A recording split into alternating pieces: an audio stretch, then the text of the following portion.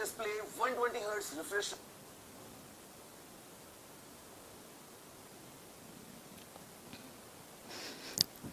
Hello everyone, good morning, welcome back to NIA, news and editorial analysis. इस channel पर हम लोग important news और एडिटोरियल को एनालाइज करेंगे from the perspective of understanding current events and also improving our language comprehension and vocabulary. Students, आज का session थोड़ा सा डिलेड है बिकॉज आपको पता ही है मौसम थोड़ा खराब है और पावर कट्स, जिसकी वजह से आज का सेशन थोड़ा सा डिले करना पड़ा था। चलिए देखते हैं हम लोग आज का topic, reflective pause on NATO and Ukraine. Reflective का मतलब क्या होता है? What do we mean by reflective? देखो, एक तो आपको रिफ्लेक्शन पता है, राइट? लाइट जो रिफ्लेक्ट करता है। यहाँ पे रिफ्लेक्टिव पॉज का मतलब ये है कि जो कुछ भी हुआ आप रुकते हैं, ठहरते हैं, दैट्स पीछे देखने के लिए कि क्या हुआ है, क्या काम किया है, क्या एक्शन हमने लिए, क्या डिसीजन हमने लिए। That is called a reflective pause. Reflective pause on NATO and Ukraine. Now paradigm, the first word is paradigm. हम वोकैबुलरी देखेंगे क्योंकि वोकैबुलरी हमें हेल्प करता है पैसेज को डिकोड करने में, पैसेज को बेहतर समझने में। सो सबसे पहला वर्ड है पैराडाइम। पैराडाइम का मतलब क्या होता है? A typical example. पैराडाइम का मतलब क्या होता है? अ टिपिकल एग्जाम्पल, नमूना। एग्जाम्पल तो हमें समझ ही आता है ना, राइट? पैराडाइम कोई मॉडल हो, कोई क्राइटेरियन हो, तो उसको हम पैराडाइम कहते हैं। एंटोनिम इसका क्या होगा? एंटोनिम फेक होगा, फ्लॉ होगा। फेक मतलब झूठा। जब हम किसी चीज का उदाहरण दे रहे हैं तो वो सच होगा या उससे रिलेटेड होगा, है ना? तो जो झूठी चीज होगी तो फिर वो इसके एंटोनिम में आ जाएगा। फ्लॉ यानी कि कमी होना। जिस भी चीज में कमी होती है तो हम उसको एग्जाम्पल के तौर पर नहीं पेश करते हैं, तो एग्जाम्पल का ये सीधा सीधा एंटोनिम हो जाएगा। The war was a paradigm of destructive side of human nature. War जो होता है वो क्या है? पैराडाइम है, एक एग्जाम्पल है। किस चीज का example? Destructive side of human nature. आज हमने जो कुछ भी तरक्की की है वो इंसान के कंस्ट्रक्टिव साइड की वजह से है कि इंसान बैठता है, सोचता है कि मैं क्या बनाऊं। लेकिन जब इंसान बिगाड़ने पे आता है तो कितना बिगाड़ सकता है, उसका उदाहरण क्या है? लड़ाई, झगड़ा, वॉर, युद्ध। ठीक है, जैसे फॉर एग्जाम्पल अभी आप देख सकते हैं जो फ्लड्स आ रहे हैं हर जगह, इवन दिल्ली में भी आपको पता है कि फ्लड्स अलर्ट है। तो ये सब क्या है? ये डिस्ट्रक्टिव साइड ऑफ नेचर है। नेचर हमें पालना पोसना तो जानता है, लेकिन अगर हम नेचर को एक्सप्लॉइट करते रहेंगे तो हमें और भी एक साइड ऑफ नेचर देखना पड़ता है, डिस्ट्रक्टिव साइड ऑफ नेचर। जैसे आपको पता है हिंदूज में, है ना, हिंदू माइथोलॉजी में हम गॉड को अगर शिव भगवान को आप देखेंगे तो शिव जी का भी डिस्ट्रक्टिव साइड भी होता है, जहाँ पे तांडव रूप करते हैं, तांडव वाला रूप जो उनका होता है ना, वो डिस्ट्रक्टिव साइड है। फिर आप अगर माता जी को देखेंगे तो उनका भी है, वैष्णो रूप भी होता है और रुद्र रूप भी होता है। रुद्र रूप तो सॉरी उनका है भोले बाबा के, इनका चंडी रूप होता है ना। So you know there is a destructive side and a constructive side to everything. War यहाँ पे क्या है? एक पैराडाइम है, एक एग्जाम्पल है of the destructive side of human nature, है ना। नाउ आई होप ये वर्ड तो आपको बहुत अच्छे से समझ आ गया होगा और इसका यूज भी आपको बहुत अच्छे से आ गया होगा, है ना, right? Coming to the next one, induct. Induct करना मतलब शामिल कर लेना, रिक्रूट कर लेना। ठीक है, so to introduce someone formally with a special ceremony. किसी उत्सव के साथ में जब आप किसी को अपने ग्रुप में शामिल होना जताते हैं तो उसको हम कहते हैं इंडक्ट करना। ठीक है, ऑर्गेनाइजेशन या ग्रुप। इनॉग्रेशन भी हो गया, वो रिक्रूट जब कर रहे हैं, है ना। सो देखो, हम कॉलेजेस में भी फ्रेशर्स पार्टी रखते हैं दिखाने के लिए कि हाँ ठीक है ये हमारे फ्रेशर्स हैं, राइट? हमारे कॉलेज में, हमारे ग्रुप में, हमारे संस्थान में शामिल हुए हैं, राइट? सो एंटोनिम क्या होगा? जब आप किसी को शामिल कर रहे हो तो इसका एंटोनिम होगा टर्मिनेट करना, डिस्चार्ज कर देना कि ठीक है चलो जाओ, तुम्हें सेवानिवृत्ति दी जाती है या हमारे ग्रुप से छुटकारा दिया जाता है, एग्जिट दिया जाता है। ठीक है, she was inducted into the army. Army में उसको इंडक्ट किया गया, मतलब रिक्रूट किया गया, शामिल किया गया। ठीक है, now the next one, students, vocabulary. और वोकैबुलरी के साथ साथ अगर आपको देखो, मीनिंग तो यहीं पे याद हो जाएगा। हम एक बार वोकैबुलरी पढ़ेंगे, फिर उसके बाद में हम लोग पैसेज में देखेंगे, फिर उसके बाद में लास्ट में एक एक्सरसाइज होता है, उसको भी आपको करना है। ठीक है, अगर आप सिंसियरली चीजों को याद रखना चाहते हैं और लर्न करना चाहते हैं तो ये 3 एक्सरसाइज तो आपको करना ही है। 2 क्लास में हो जाता है, तीसरा जो है वो आपको होमवर्क के तौर पे करना है, तो वोकैबुलरी तो आपको याद हो जाएगी। ठीक है, लेकिन अगर आप एक लेवल और ऊपर जाना चाहते हैं, अगर आप चाहते हैं कि हम वोकैबुलरी को सेंटेंसेस में भी यूज करना, ये नहीं कि सिर्फ हमें वर्ड का मीनिंग याद रह जाए, अगर आप उसको सेंटेंस में भी यूज करना चाहते हैं तो उसका प्रैक्टिस आज से शुरू करना है आपको। अगर आपको अपनी राइटिंग स्किल्स इंप्रूव करना है, उसका प्रैक्टिस आपको आज से शुरू करना है। ठीक है, आपको एक दो कोई भी जो सबसे अच्छा वर्ड लगे उस वर्ड को यूज करिए, एक सेंटेंस एग्जांपल सेंटेंस बनाइए और आप कमेंट करेंगे, ठीक है। चलिए now the next word is chagrin. Chagrin का मतलब क्या होता है? निराशा। शैग्रिन का मतलब क्या होता है? निराशा। A feeling of being disappointed, निराश होना या शर्मिंदा होना, बेइज्जत होना, ह्यूमिलिएटेड फील करना, मतलब जहां पे आपको बहुत गंदा गंदा सा फील होता है कि यार मेरी तो बेइज्जती कर दी, या आप शर्मिंदा फील कर रहे हैं, नहीं मैंने तो बहुत गलत कर दिया, ठीक है, दैट फीलिंग, या फिर कुछ आप एक्सपेक्ट कर रहे थे वो नहीं हुआ, डिसअपॉइंटेड आप फील कर रहे हैं, दैट्स शैग्रिन, ठीक है। Annoyance, this is used as a noun. Annoyance या डिसमे, अनॉयंस मतलब चिड़चिड़ा जाना, डिसमे निराश हो जाना, ठीक है। एंटोनिम क्या होगा? खुशी, डिलाइट या फिर pleasure. My children have never shown an interest in music, much to my chagrin. कई बार होता है ना पेरेंट्स के साथ यही होता है कि पेरेंट्स बहुत सपने देखते हैं कि मेरा बेटा डॉक्टर बनेगा, मेरा बेटा इंजीनियर बनेगा, लेकिन बेटे को कुछ और बनना है, तो वहां पे क्या होता है, मम्मी पापा थोड़े निराश हो जाते हैं, मेरा बेटा ऑफिसर बनेगा, है ना, आईएएस ऑफिसर बनेगा, लेकिन बेटे को मे बी एक्टिंग में शौक है, सिंगिंग का शौक है, तो कई बार क्या हो जाता है कि मम्मी पापा थोड़े से निराश हो जाते हैं। ऑल्दो मम्मी पापा ऐसे होते हैं कि उनको बच्चे की खुशी और बच्चे की तरक्की और भलाई चाहिए होती है, लेकिन कहीं ना कहीं वो थोड़े से निराश हो जाते हैं ना। To my chagrin, much to my chagrin. तो ये सेंटेंस में देखो यहाँ पे ये पर्सन क्या बोल रहा है कि मेरे बच्चों को म्यूजिक में बिल्कुल इंटरेस्ट नहीं है। मतलब ये साफ जाहिर है कि ये पर्सन जो ये सेंटेंस बोल रहा है उसको म्यूजिक बहुत पसंद है, इतना पसंद है कि उसको लगता है कि यार बच्चों को भी म्यूजिक पसंद रहे और उनको इंटरेस्ट रहे, लेकिन बच्चों को म्यूजिक में बिल्कुल भी इंटरेस्ट नहीं है, तो वो थोड़ा सा निराश हो गया। वही बात उसने सेंटेंस के जरिए कही, my children have never shown any interest in music, much to my chagrin. I hope this is clear to everyone. Yes, okay, wonderful, good morning everyone. चलिए then the next one, entrant. A person who enters, मतलब किसी भी professional competition में, exam में, university में अगर आप शामिल होते हैं, दाखिल होते हैं, तो हम उसे एंट्रेंट कहेंगे। दाखिल होने वाले को एंट्रेंट कहेंगे। दाखिल होने वाले के लिए जब आप सेरेमनी रखेंगे और उसको शामिल होना दिखाएंगे, तो उस एक्शन को, शामिल होने वाले एक्शन को इंडक्ट कहते हैं, शामिल होने वाले को एंट्रेंट कहेंगे, ठीक है। एस्पिरेंट, आप कहते हो ना मैं तो सरकारी एग्जाम्स की तैयारी कर रहा हूँ, I am a government jobs aspirant, I am an IAS aspirant, I am an SSC aspirant, banking aspirant, है ना। सो कंटेस्टेंट। एंटोनिम क्या है? ड्रॉप आउट या फिर वेटरन। एंटोनिम क्या होगा? या तो आप शामिल हो रहे हैं, शुरू कर रहे हैं, या फिर आप सीनियर है, वेटरन है, एक्सपीरियंस्ड है, ठीक है। एक तो ये एंटोनिम हो गया। एक तो ये हो गया कि ठीक है मैंने तो मतलब शामिल हुआ था लेकिन मैंने ड्रॉप आउट कर दिया, मैं कंटिन्यू नहीं कर रहा हूँ, है ना। जो एग्जिट ले चुका है तो वो ड्रॉप आउट हो गया, जो उसी फील्ड में सीनियर हो गया है, एक्सपीरियंस्ड हो गया है, तो वो वेटरन हो गया, right. All entrants in the race should go to the starting line now. Entrants to the race मतलब जो भी रेस में शुरू कर रहे हैं। The next one, contention. Contention का मतलब क्या होता है? बोन ऑफ कंटेंशन, आपने इडियम सुना होगा, है ना।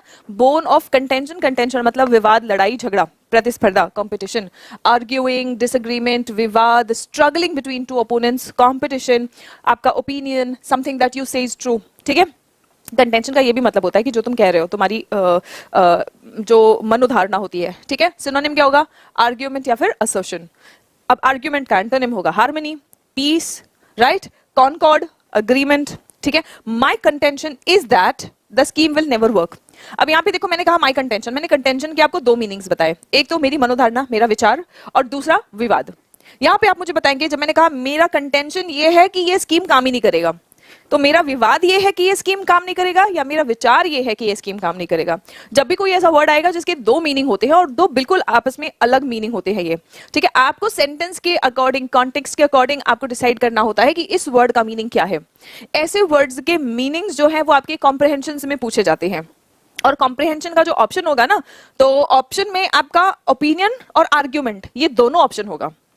करेक्ट दोनों हैं, लेकिन कॉन्टेक्स्ट के अकॉर्डिंग क्या करेक्ट है वो आपको चूज करना पड़ेगा। I hope this is clear to everyone. Yes, wonderful, बहुत बढ़िया, ठीक है। चलिए, सो माई कंटेंशन यहाँ पे मीनिंग क्या है? My opinion, right. Coming to the next one, incursion.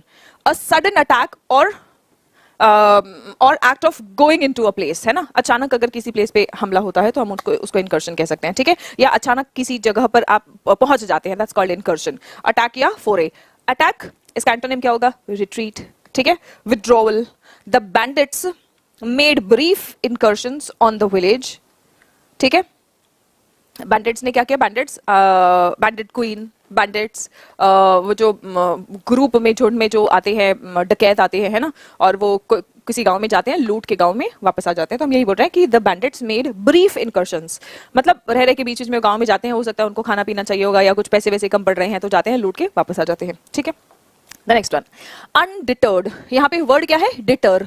Deter का मतलब है डराना, डिटर्ड मतलब डरा हुआ, अनडिटर्ड मतलब जो डरा नहीं हुआ हो, मतलब जिसको हम डरा नहीं सकते। Not allowing something to stop you from doing something, निर्भीक जो डरा हुआ ना हो। इनडोमिटेबल मतलब जिसको डरा नहीं सकते हैं, ठीक है। स्टेडफास्ट, स्टेडफास्ट वो होता है जो कितनी भी मुश्किलें आए वो अपने लाइफ की प्रॉब्लम्स से डर के पीछे नहीं हटता है, वो डटा रहता है, स्टेडफास्ट, ठीक है। एंटोनिम क्या है? टिमिड या फिर एंशियस। एंटोनिम क्या है बच्चों? टिमिड या फिर एंशियस, ठीक है।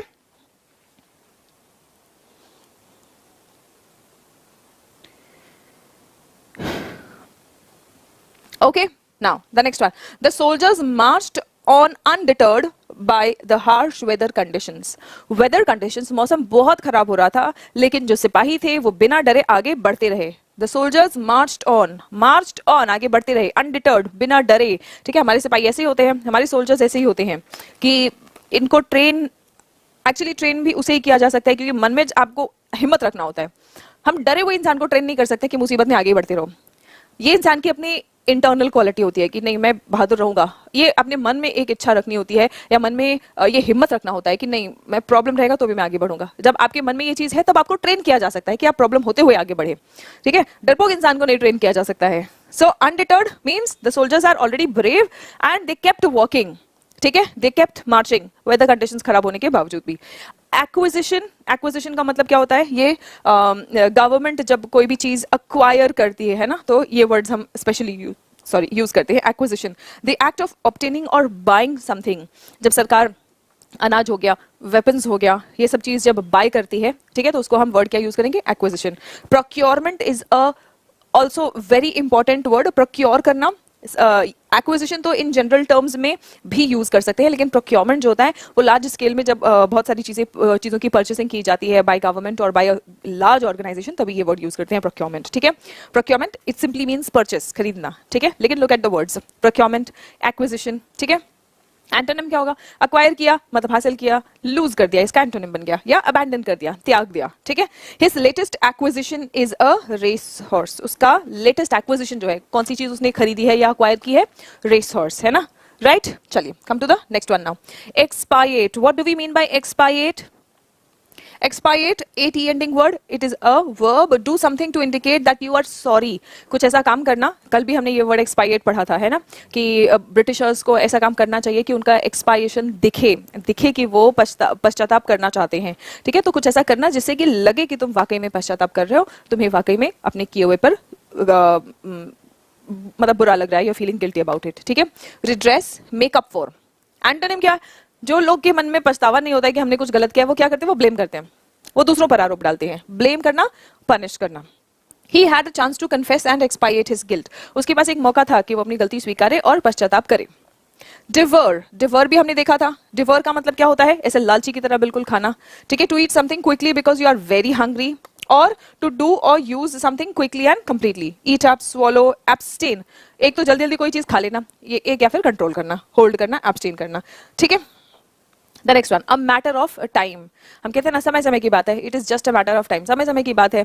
कोई अगर आपके साथ में कुछ गलत करता है तो आप क्या सोचते हैं? आप यही सोचते हैं कि ठीक है कोई बात नहीं है, आज तुम्हें नहीं पता चल रहा है, लेकिन टाइम टाइम की बात है, पता चल जाएगा, ठीक है। नीड ऑफ द आवर मतलब समय की मांग। The need of the hour that is that you work hard, क्योंकि आप लोगों के एग्जामिनेशन बिल्कुल सर पर है, ठीक है। मैटर ऑफ टाइम, समय समय की बात है, मेहनत करते रहो, तुम्हें उसका फल भी मिलेगा, ठीक है। It is certain to happen at some time in the future. जब भी हम ये कहते हैं मैटर ऑफ टाइम, मतलब होगा ही, बस टाइम की बात है, आज नहीं हो रहा है कल होगा, लेकिन होगा जरूर, तो हम ये फ्रेज यूज करते हैं, ठीक है। Chicken and egg, what do we mean by chicken and egg? It is impossible to decide which of the two related things happen first. हम कहते हैं ना पहले मुर्गी आई या पहले अंडे आए, right. So that is what chicken and egg question. जब आप कह रहे हो कि it is a chicken and egg question, किसी भी बात को अगर आपने कहा तो मतलब आप डिसाइड नहीं कर पा रहे हो कि पहले क्या हुआ, ठीक है। जब भी किसी मामले में आप ये डिसाइड नहीं कर पाओ कि पहले क्या हुआ, तब हम कहते हैं it is a chicken and egg question, ठीक है। Does team spirit lead to winning or does winning generate team spirit? अब इन्होंने एक एग्जाम्पल भी दिया है कि क्या होता है, टीम की एकजुटता की वजह से विजय हासिल होती है, टीम स्पिरिट की वजह से जीतते हैं, या जीत की वजह से लोग इकट्ठे हो जाते हैं। यस, टेल मी, आपको क्या लगता है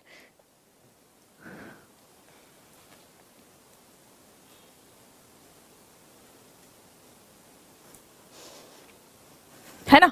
so this is a chicken and egg question, क्योंकि ऑब्वियसली जीत के समय हम कहते हैं ना कि सुख में तो सब साथी होते हैं, दुख में कोई नहीं होता है। जब टीम जीतती नहीं है तब भी जो टीम स्पिरिट होता है वो एक्चुअल में टीम स्पिरिट है। तो एक्चुअल में ये कौन सा पहले आता है? Right, dig in your heels. Dig in your heels हमने देखा ही है। डिग इन योर हील्स मतलब अड़ जाना, जिद करना, ठीक है। Resist स्टबर्नली and set the stage मतलब स्टेज तैयार कर देना। Set the stage for something मतलब कुछ काम होने के लिए सारी तैयारी कर देना। To make it possible for something else to happen. The new evidence sets the stage for a long and interesting trial मतलब अभी जो नया एविडेंस आया है, जो नया सबूत या गवाह आया है, उसकी वजह से एक लंबा ट्रायल होने वाला और बहुत इंटरेस्टिंग ट्रायल। यहाँ पे ट्रायल का मतलब वो नहीं है जो आप मॉल में जाते हो कपड़े खरीदने और ट्रायल रूम कहाँ है भैया, तो वो ट्रायल कपड़े ट्राई करने वाला ट्रायल नहीं है। यहाँ पे ट्रायल जब हम कह रहे हैं, एविडेंस की हमने बात की, तो इसी वर्ड से आपको समझ जाना है कि हम कोर्ट में जो प्रोसीडिंग्स चल रही होती है उस ट्रायल की बात कर रहे हैं। नमस्ते, राम राम एंड जय हिंद। वेलकम बैक टू निया। निया मतलब न्यूज एंड एडिटोरियल एनालिसिस। इस चैनल पर हम लोग इंपॉर्टेंट न्यूज और एडिटोरियल को एनालाइज करेंगे from the perspective of developing an understanding of the current events as well as developing our reading comprehension and vocabulary. Students, आज के सेशन में हम लोग देखेंगे फ्लड फ्यूड। फ्लड के ऊपर नॉर्थ इंडिया में, दिल्ली में आपको पता ही है बहुत सारा फ्लड आ रखा है और इसकी वजह से क्या हमारा सिचुएशन है। फ्लड फ्यूड की बात करते हैं। फ्यूड का मतलब क्या होता है? लड़ाई, ठीक है। On lessons from the floods in north India. पूरे नॉर्थ इंडिया में आप देख पा रहे होंगे जो माउंटेनियस एरियाज है, जो रिवर बैंक के पास का एरिया है, वहां पे बहुत ज्यादा फ्लड्स आ रखा है, ठीक है। तो उसी के ऊपर आज का हमारा एडिटोरियल बेस्ड है। पहले कुछ वोकैबुलरी पढ़ेंगे because the vocabulary helps us decode our passage. Feud, feud का मतलब क्या होता है? लड़ाई, ठीक है। ब्रॉल, डिस्प्यूट, ये उसके सिनोनिम्स हो गए। Antonyms, accord. एंटोनिम्स देखेंगे, अकॉर्ड, कॉनकॉर्ड, दोनों का मतलब है सहमति। लड़ाई का एंटोनिम होगा सहमति, ठीक है। देव बीन फ्यूडिंग मतलब they've been fighting with their neighbours for years over a boundary issue. पड़ोसियों में अक्सर किसके खेत की, किसके घर की कितनी बाउंड्री है, इस पर लड़ाई होती रहती है ना, चाहे पड़ोसी घर हो या पड़ोसी राज्य हो। कॉम्बैट, कॉम्बैट का मतलब क्या होता है? फाइट करना, ठीक है। Specially in a war. ये कॉम्बैट वर्ड कहाँ पे यूज करेंगे? अब यहाँ पे आपसी लड़ाई, अगर पड़ोसियों की लड़ाई हो रही है तो हम उसके लिए फ्यूड लिखेंगे, लेकिन जंग में, जंग वाली जो लड़ाई होती है ना, उसको हम कॉम्बैट कहते हैं, ठीक है। टू फाइट अगेंस्ट समथिंग, किसी चीज के अगेंस्ट में फाइट करना।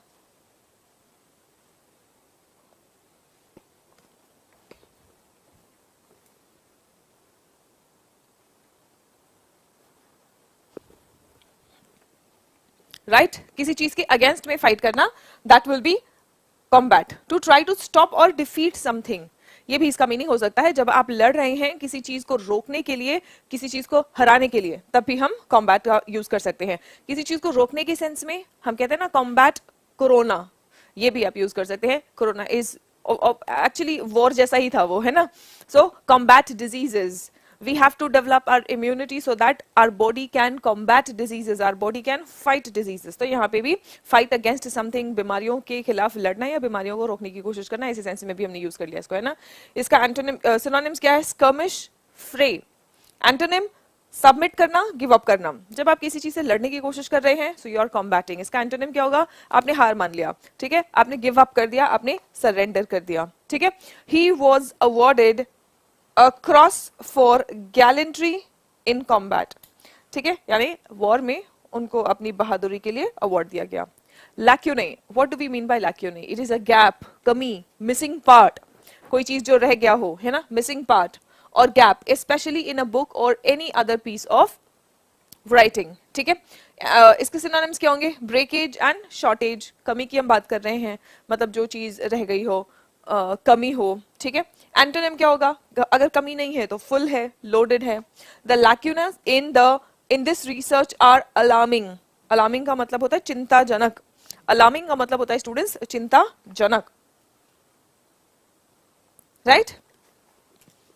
The next one, bedevil. Bedevil, bedevil करना मतलब कंफ्यूज कर देना। बेडेविल का मतलब क्या होता है? कंफ्यूज कर देना। डेविल का काम क्या होता है? आपको कंफ्यूज कर देना। अच्छा काम नहीं करना है, बुरा काम करो, बुराई की ओर ज्यादा मन तुम्हारा भागता है, ठीक है, कि हम कोई बात नहीं चीटिंग कर लेते हैं, कोई थोड़ा कम मेहनत करते हैं, टाइम वेस्ट करते हैं, कि टाइम वेस्ट करें या पढ़ें, ठीक है, रोज सुबह सुबह एडिटोरियल का सेशन लें या ना ले, बेडेविल करना, कंफ्यूज करना, ठीक है, दिमाग में तुम्हारे आलस पैदा करना, लालच पैदा करना, बेडेविल, confuse, annoy or cause problems or difficulties for someone or something, ठीक है, afflict, ग्रसित होना, plague, ग्रसित होना, या फिर कोई जैसे आपको किसी प्रॉब्लम में डाल देना, कंफ्यूजन भी एक प्रॉब्लम ही है, ठीक है। एंटोनिम, हेल्प, असिस्ट, इसके एंटोनिम क्या होंगे? एक तो ये हो गया कि आपका काम मुश्किल कर दिया, एक हो गया आपका काम आसान कर दिया। मुश्किल कैसे हुआ? सो जाते हैं थोड़ा सा, अच्छा ठीक है कोई बात नहीं, खेलने चले जाते हैं, दोस्तों से बात कर लेते हैं, या फिर आप जब भी पढ़ रहे होते हैं ना तो दो ऑप्शन दिमाग में आते रहता है कि चलो ठीक है वेब सीरीज देख लें या पढ़ लें। सो ये क्या हो गया? ये आपका कंफ्यूजन क्रिएट हो गया है, बेडेविल हो गए हो आप, ठीक है। एंड इसका एंटोनिम क्या होगा? एंटोनिम होगा हेल्प करना, मदद करना, एग्जाम्स पास आ रहे हैं, नहीं नहीं कोई बात नहीं है पढ़ लो, ठीक है। So that was a help. जैसे ही आप थोड़ा सा पॉजिटिव या स्ट्रॉन्ग अपने आप को रीजन देते हैं तो आपको हेल्प हो जाती है डिसीजन लेने में, ठीक है। एंटोनिम्स के हैं help and assist. Bad weather bedevilled our plans, अब बैड वेदर ने आपके प्लान्स को ही बेडेविल कर दिया, मतलब खराब कर दिया, ठीक है। चलिए now the next one, inundation. Inundation flood है, मतलब इनंडेशन वाला वर्ड तो आएगा ही आएगा, इसका भी मतलब वही है कि पानी भर जाना, ठीक है। And overwhelming abundance of people और थिंग्स, ऑब्वियसली ये हम पीपल और थिंग्स के लिए भी यूज कर सकते हैं, लेकिन this word comes from floods, ठीक है। अ फ्लड और the fact of being flooded with water, बहुत ज्यादा पानी आ जाना, दैट्स कॉल्ड इनंडेशन, ठीक है। वैसे अगर बहुत ज्यादा लोग आ गए या बहुत ज्यादा कोई चीज आ गई मार्केट में, है ना, तो हम उसको कहेंगे द मार्केट इज इनंडेटेड, ठीक है।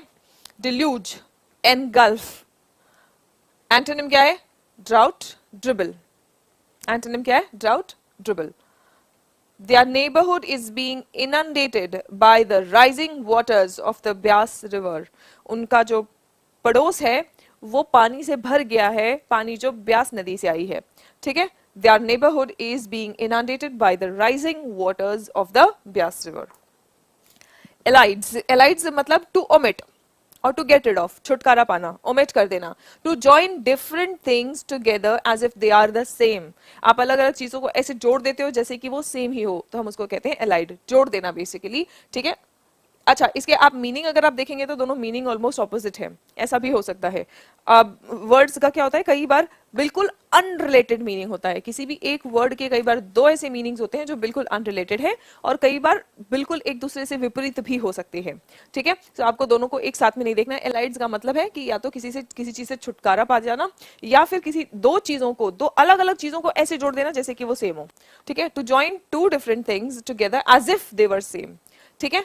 निग्लेक्ट करना, सप्रेस करना, अब यहाँ पे देखो सप्रेस वाला मीनिंग आ रहा है, दो चीजें जब अलग अलग हैं और आप उनको ऐसे जोड़ रहे हो जैसे वो सेम है, तो आप बेसिकली सप्रेस कर रहे हैं, है ना, उनके बीच में जो फर्क है उसे सप्रेस कर रहे हैं। सो निग्लेक्ट, सप्रेस। एंटोनिम इसका क्या होगा?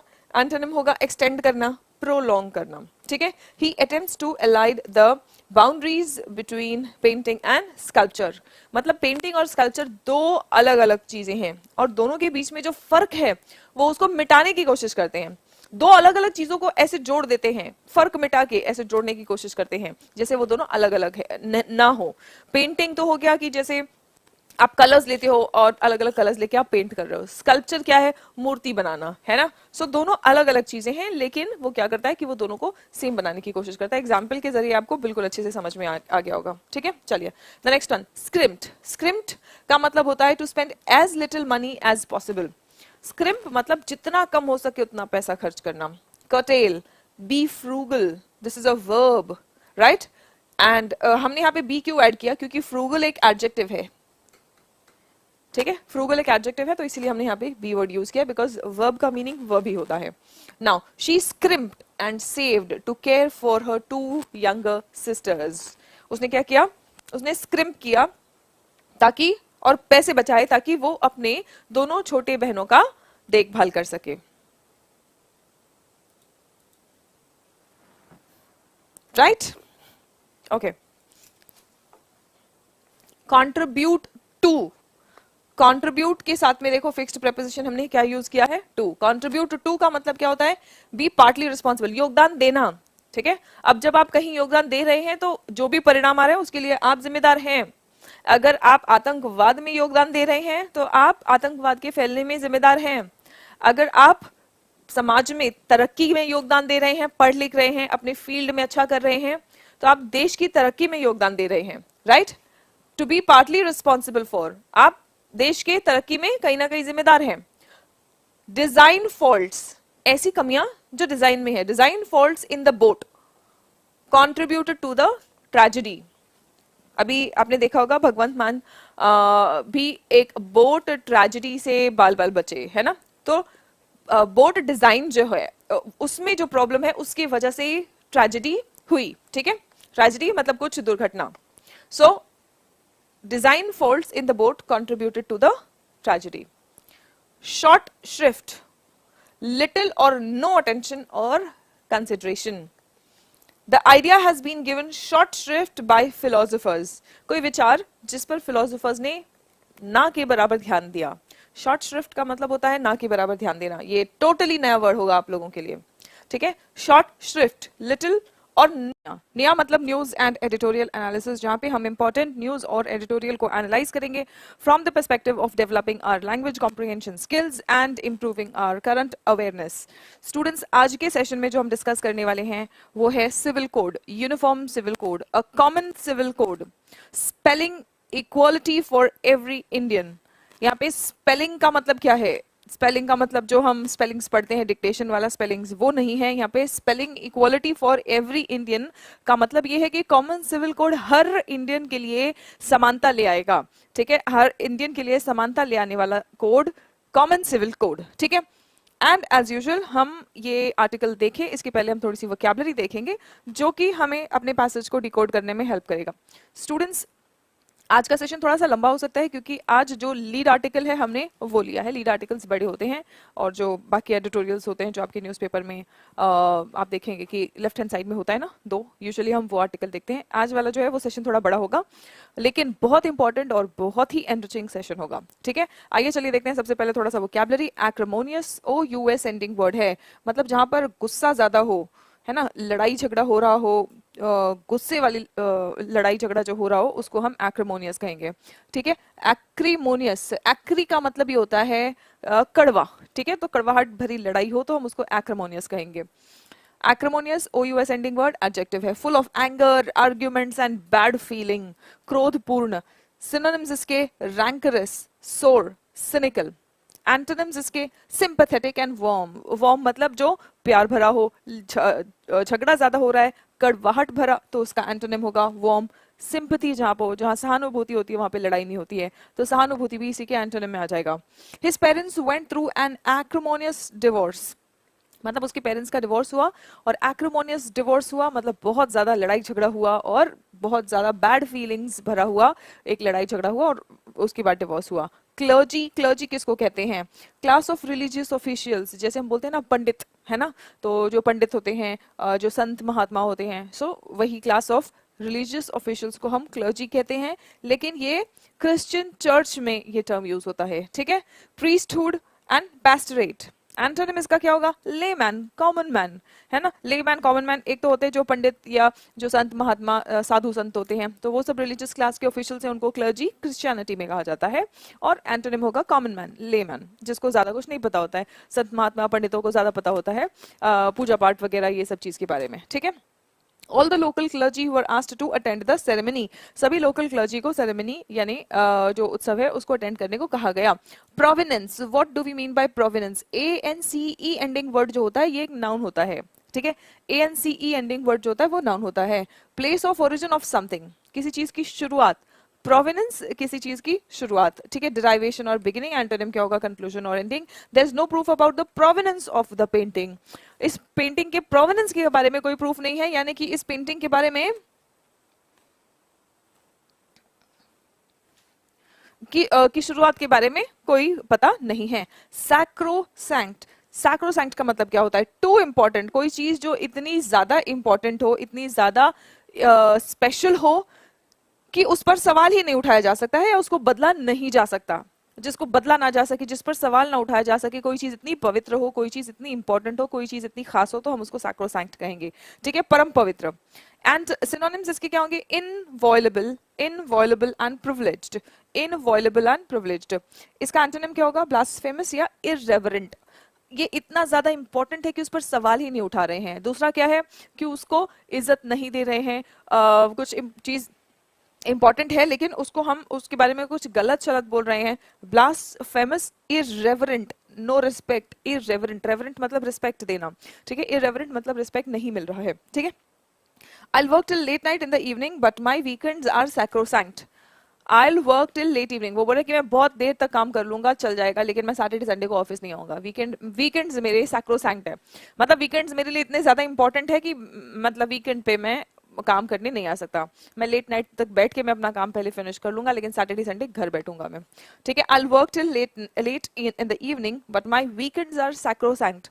मतलब वीकेंड्स इतने इंपॉर्टेंट है कि उनको छेड़ा नहीं जा सकता, उनको उन पर सवाल नहीं उठाया जा सकता कि तुम सैटरडे संडे भी ऑफिस आ जाओ, ठीक है। Antiquity means it is related to old times. Old times से related है, it ending word है, ये भी एक noun है, ठीक है। Something belonging to or remaining from an ancient time. Synonymous का क्या होगा? एंटीक या फिर रेलिक। सिनोनिमस का क्या होगा? एंटीक या फिर रेलिक। रेलिक भी जो पुराने जमाने के अवशेष हैं, ठीक है। एंटीक पुराने समय से, प्राचीन समय से जो संबंधित है उसको हम एंटीक कहते हैं। और ऑब्वियसली प्राचीन का एंटोनिम क्या होगा? नए से संबंधित, न्यूनेस या फिर मॉडर्न, ठीक है। The statue was brought to Rome in antiquity. Statue को रोम में एंटिक्विटी में लाया गया, ठीक है, मतलब बहुत पुराने समय में, प्राचीन समय में रोम में लाया गया था। Extol is a verb. Extol का मतलब होता है प्रशंसा करना, तारीफ करना। टू प्रेज समथिंग और समवन वेरी मच, बहुत ज्यादा प्रशंसा करना किसी चीज की, एक्सटॉल करना, है ना। एक्सटॉल समझ लीजिए तालियां बजाना, एक्सटॉल तालियां बजाना, जब आप किसी चीज की प्रशंसा करते हो तब आप तालियां बजाते हैं, है ना। अक्लेम या फिर अपलॉड। एंटोनिम क्या होगा इसका? ब्लेम या फिर क्रिटिसाइज। किसी चीज की तारीफ करने का एंटोनिम होगा किसी चीज पर आरोप लगाना, किसी चीज की आलोचना करना। His book extolling the benefits of vegetarianism sold thousands of copies. उसका जो बुक है जो वेजिटेरियनिज्म को प्रमोट कर रहा है, वेजिटेरियन होने की तारीफ कर रहा है, प्रशंसा कर रहा है, वो हजारों में बिकी। sold thousands of copies. The next one, infringe. Infringe भी एक वर्ब है बच्चों। इनफ्रिंज का मतलब होता है उल्लंघन करना। इनफ्रिंज का मतलब होता है उल्लंघन करना, ठीक है। टू ब्रेक अ रूल, कोई भी कानून है, कोई अग्रीमेंट है, कोई कॉन्ट्रैक्ट है ना, उसका जब आप उल्लंघन कर रहे हो, उसकी अवमानना कर रहे हो, अवज्ञा कर रहे हो, तो हम उसे कहते हैं इनफ्रिंज करना। Breach is the legal word used. जब आप किसी कानून की अवज्ञा करते हो, उसे नहीं मानते हो, किसी रूल को तोड़ते हो, तो हम कहते हैं ब्रीच, ठीक है। कॉन्ट्रावीन, कॉन्ट्रावीन भी यही मीनिंग देता है। कॉन्ट्रावीन किया आपने, मतलब आपने किसी कानून को तोड़ा, ठीक है। नाउ अब डिसोबे करना, अवज्ञा करना, अवमानना करना, उसका एंटोनिम होगा मानना, आज्ञा का पालन करना, ओबे या फिर preserve. The material can be copied without infringement of infringing copyrights, ठीक है। मतलब हम कह रहे हैं कि आप कॉपीराइट की कॉपीराइट वाला जो रूल है, कानून है, उसकी उसको वायलेट नहीं करेंगे, उसको ब्रेक नहीं करेंगे अगर आप इस मटेरियल को कॉपी करते हैं, मतलब वो कॉपीराइट रिस्ट्रिक्शन नहीं है उस पर। कन्फर्म, याद रखना students, there is one more conform. एक कंफर्म ये भी होता है, ठीक है। इस कंफर्म का मतलब होता है सुनिश्चित करना, ठीक है। आप टिकट्स बुक करते हैं तो आपके पास कंफर्मेशन मैसेज आता है, कंफर्मेशन मैसेज आता है, आप कंफर्म करते हैं, सुनिश्चित करते हैं, ठीक है। बट कंफर्म का मतलब क्या होता है? कंफर्म का मतलब ओबे होता है, एफओ, फॉलो करना, है ना। एफओ फॉलो करने से रिलेटेड है ना, तो आप इसी से याद रखने की कोशिश करेंगे। इसका मतलब होता है सुनिश्चित करना, इसका मतलब होता है पालन करना, ठीक है। To behave according to a group's usual standards expectations or to operate according to a rule. कोई रूल है उसी के हिसाब से काम करना, किसी रूल का पालन करना, ठीक है, अनुपालन करना। अट्यून और कंप्लाई, कंप्लाई, अट्यून, ये सब इसके सिनोनिम्स है। एंटोनिम क्या होगा? कॉन्ट्रडिक्ट या फिर डिफर। एंटोनिम क्या होगा? कॉन्ट्रडिक्ट या फिर differ. This building does not conform to, इसके साथ कन्फर्म के साथ में फिक्स्ड प्रीपोजिशन क्या यूज आएगा? टू आएगा, ठीक है। So this building does not conform to the fire regulations, यानी कि जो फायर रेगुलेशंस है, उस फायर रेगुलेशंस वाला जो लॉ है उसका पालन नहीं करता है ये बिल्डिंग। मतलब अगर आग लगी तो सेफ्टी प्रिकॉशंस जो मेंशन्ड है कि भाई बिल्डिंग में ये सेफ्टी प्रिकॉशंस होना चाहिए, तो वो फॉलो नहीं हुआ है। जब सेफ्टी प्रिकॉशंस फॉलो नहीं होता है तो in cases of accident incidents, in cases of emergencies जो लोग वहां पे रहते हैं उनकी जान खतरे में पड़ जाती है। ऐसे कई सारे इंसिडेंट्स हो चुके हैं। हाल ही में अगर आप मुखर्जी नगर से हैं तो आपने देखा ही होगा कि मुखर्जी नगर में अभी कुछ दिन पहले एक क्लासरूम में आग लग गई थी और बच्चे कैसे थर्ड फ्लोर से खिड़कियों से कूद रहे थे, बल्कि देयर वाज अ गर्ल जो खिड़की से थर्ड फ्लोर से कूदी और जो एसी का जो वेंट होता है वो बाहर होता है, उस पे उसका सर टकराया और बहुत ज्यादा चोट भी पहुंची है ना, क्योंकि वो बिल्डिंग बहुत ज्यादा कंजस्टेड है और फायर सेफ्टी नॉर्म्स जो हैं वो फॉलो नहीं हुए हैं। That building did not conform to the fire safety regulations, right. So I hope आपको ये समझ में आ गया है। डेलिबरेट का मतलब होता है जानबूझ के, डेलिबरेट मतलब जानबूझ के, योजना अनुसार, ठीक है। अच्छा, डेलिबरेट का आप दो मीनिंग देखेंगे, ठीक है। एक तो होता है जानबूझ के और एक डेलिबरेट का मीनिंग होता है बातचीत करना, कॉन्वर्सेशन करना, दोनों मीनिंग हम देखते हैं, ठीक है। डन ऑन पर्पस, जानबूझ के, प्लान्ड, योजना अनुसार कोई काम किया है ना, हम कहते हैं ना कि तुमने जानबूझ के ये काम किया है, यू डिड दिस डेलिबरेटली, ठीक है। दूसरा है टू थिंक अबाउट और डिस्कस समथिंग, बातचीत करना, किसी मुद्दे पर जब आप बैठ के विचार विमर्श कर रहे होते हैं और जब आप बातचीत कर रहे होते हैं किसी मुद्दे पर, हम कहते हैं you are deliberating the issue, ठीक है। सो डेलिबरेट करना मतलब बिफोर मेकिंग अ डिसीजन, कोई फैसला लेने से पहले जो आप सोच समझ कर बातचीत कर रहे होते हैं, डिस्कशन कर रहे होते हैं, उसको भी हम डेलिबरेट कहते हैं, ठीक है। Thoughtful, planned. एंटोनिम इसका क्या होगा? कैजुअल या फिर रैंडम। द जजेस डेलिबरेटेड, अब जज डेलिबरेट कर रहे हैं मतलब देखो, फॉर एन आवर, 1 घंटे तक जजेस ने आपस में बातचीत की, डिस्कशन किया। कौन सा वाला मीनिंग है? सेकंड वाला मीनिंग। द जजेस deliberated for an hour before announcing the winner, winner को अनाउंस करने से पहले जजेस ने 1 घंटे तक आपस में बातचीत किया, डेलिबरेट किया, डिस्कस किया, कौन कैसा है, कौन कैसा नहीं है, किसको इनाम दिया जाना चाहिए। बॉक्स समबडी, किसी को बॉक्स कर देना मतलब आप किसी को एक तरह से डब्बे में कैद कर दे रहे हैं, है ना। फील रिस्ट्रिक्टेड और stuck due to one's limited options. He boxed her in so she could not get away from him, उसने क्या किया? उसने उसको बॉक्स कर दिया, मतलब उसको रिस्ट्रिक्ट कर दिया ताकि वो उससे दूर ना जा सके, ठीक है। Flotsam and jetsam, what do we mean by flotsam and jetsam? A group of random items which are found together, मतलब एक साथ में ग्रुप ऑफ रैंडम आइटम्स, इधर उधर की जो आइटम्स हो, कोई भी चीजें अलग अलग वैरायटी को हो लेकिन जो इकट्ठी पाई जाती है उसको हम फ्लोटसम एंड जेटसम कहते हैं, ठीक है।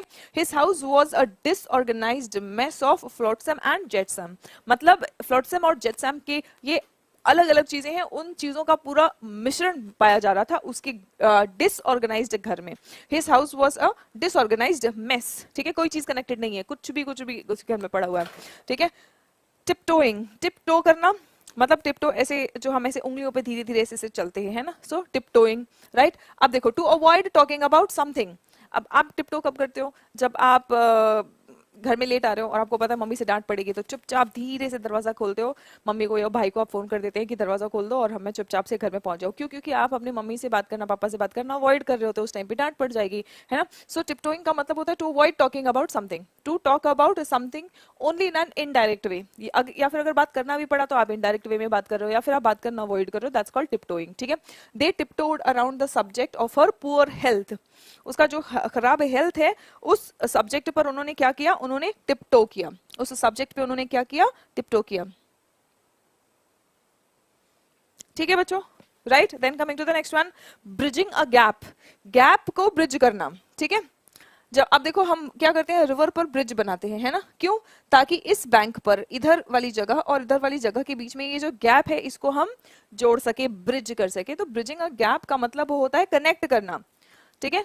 यहाँ का लैंड जो है और यहाँ का लैंड जो है इसको आप कनेक्ट करते हैं कैसे? ब्रिज बना के। सो ब्रिजिंग अ गैप का मतलब होता है दूरी को कम करना, कनेक्ट करना, टू कनेक्ट टू थिंग्स और to make the difference between them smaller, उनके बीच में जो डिफरेंस है उसको स्मॉल कर रहे हैं आप या फिर आप कनेक्ट कर रहे हैं। Student loans allow many students to bridge the gap and to be able to afford a college.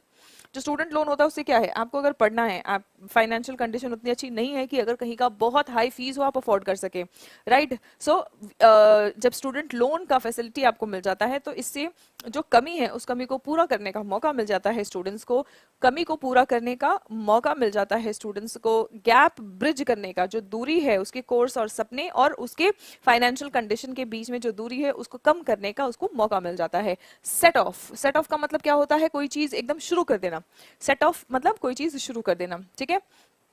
To begin or happen, the court's initial verdict in the police officer's trial set off serious riots. जो police officers का जो trial था, है ना, तो उसका जो court का इनिशियल वर्डिक्ट था उससे दंगे भड़क गए थे, ठीक है, सीरियस राइट्स भड़क गए थे, सेट ऑफ सीरियस राइट्स मतलब सीरियस राइट्स शुरू हो गए थे। ब्रिंग अप मतलब कोई मुद्दा उठाना, दो मीनिंग है इसका, एक तो होता है मुद्दे के टर्म्स में कोई मुद्दा उठाना, लेकिन बच्चों के टर्म्स में अगर हम ब्रिंग अप कहते हैं तो इस फ्रेजल वर्ब का मीनिंग होता है पालन पोषण करना, ठीक है। So to start to talk about a particular subject, she brought up the issue of inflation, महंगाई का मुद्दा उसने उठा दिया। क्यों? क्योंकि टमाटर बहुत महंगे हो रहे थे, है ना।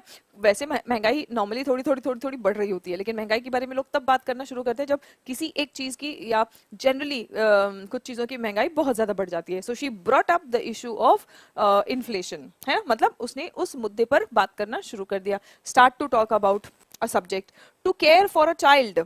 हाँ, आप कहते हो ना I was born and brought up, मैं कहती हूँ I was born and brought up in Mumbai, मतलब मैं पैदा हुई थी और मेरा पालन पोषण हुआ कहाँ पे? मुंबई में, ठीक है। सो ब्रिंग अप का मतलब बच्चों के टर्म्स में पालन पोषण करना, बड़ा करना है, ठीक है।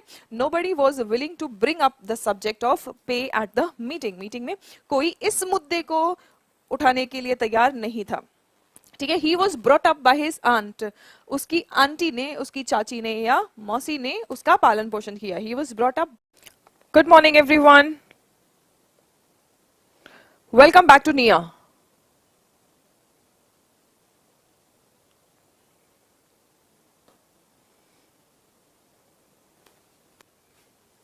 न्यूज एंड एडिटोरियल एनालिसिस, जहां पर हम इंपॉर्टेंट न्यूज और एडिटोरियल को एनालाइज करेंगे with the objective of understanding vocabulary, grammar, comprehension and a little bit about current events.